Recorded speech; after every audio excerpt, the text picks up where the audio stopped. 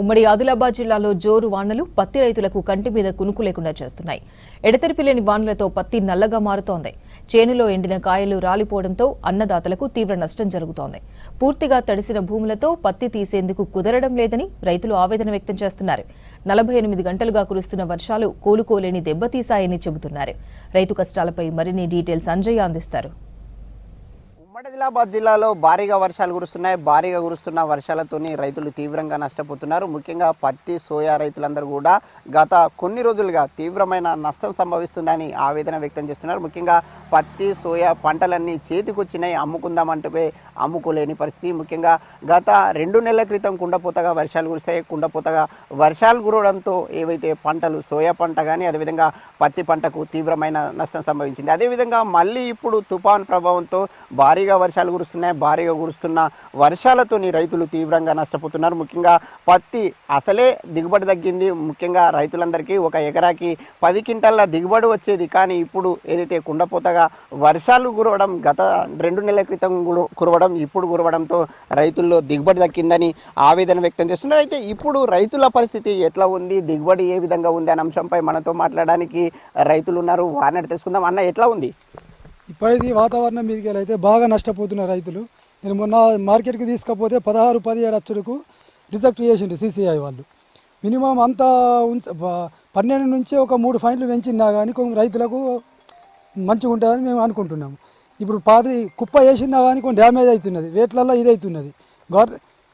ఇది అవుతున్నది. బాగా రైతులకు బాగా పరిశాన్ అవుతున్నది. ఎట్లాంటి ఇటు లేబర్లకు మెండ్ అవుతున్నాయి, ఇటు రైతులకు ఇది అవుతున్నది. ప్రధానంగా వర్షాలు కురవడం వల్ల ఎట్లాంటి ప్రభావం ఉంది? ముఖ్యంగా పత్తి ఏ విధంగా తయారవుతుంది? నల్లబారుతుందా? కాయలు ఎట్లా ఉన్నాయి? కాయల పరిస్థితి ఎట్లా ఉంది? కాయనైతే పూర్తిగా రాలిపోతున్నది. ఇట్లా తాకుతూనే నడుస్తూనే రాలిపోతున్నది. డ్యామేజ్ అయినాయి. చెట్టుకు 10-15 ఇట్లా ఆల్రెడీ ఖరాబ్ అయిపోయినాయి.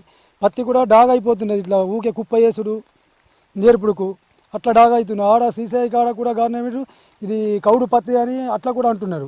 అయినా కానీ తేమ శాతంతో ఈ బాగా పరిశాన్ అయిపోతున్నది. అన్న, మీ పరిస్థితి ఎట్లా ఉంది? రైతుల పరిస్థితి భారీ వర్షాలతోని ఏ విధంగా ఉంది? అమ్ముకుందామంటే అమ్ముకునే పరిస్థితి ఉందా? ఈసారి దిగుబడి వచ్చిందా?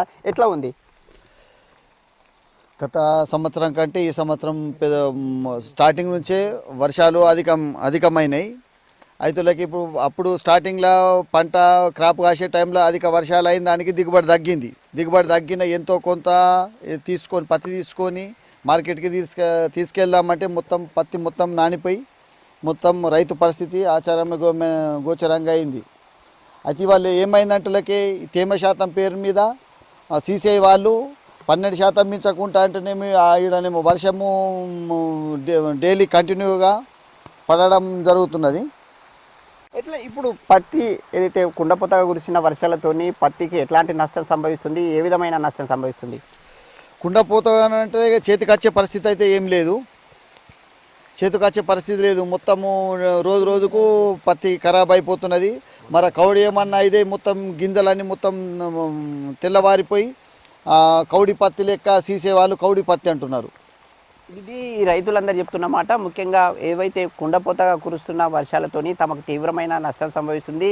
గత 2-3 రోజుల నుంచి ఏదైతే భారీ వర్షాలు కురుస్తున్నాయో, తుఫానుతోని ఏదైతే భారీగా వర్షాలు కురుస్తుండడంతో ముఖ్యంగా పత్తంతా కూడా నల్లబారుతుంది, అదేవిధంగా రాలిపోతుంది, అదేవిధంగా ఏదో కాసే కాయ అంతా కూడా పూర్తిగా మునిగిపోతుందని రైతులు ఆవేదన వ్యక్తం చేస్తున్నారు. ముఖ్యంగా గతంలో ఎప్పుడు లేని విధంగా ఈ సీజన్లో మాత్రం తీవ్రమైన నష్టం సంభవించింది. ఉమ్మడి ఆదిలాబాద్ జిల్లాలోని ఆదిలాబాద్ జిల్లా, కొమరంభీం జిల్లా, నిర్మల్ జిల్లాలో ఎక్కడ చూసినప్పుడు కూడా పత్తంతా పూర్తిగా నష్టపోతున్నాం. తమని ఆదుకోవాలని కోరుతున్న పరిస్థితులు ఉమ్మడి ఆదిలాబాద్ జిల్లాలో కనిపిస్తున్నాయి. ముఖ్యంగా ఇప్పటికే తడిసిన పత్తిని కొనుగోలు చేయడానికి చర్యలు చేపట్టాలి.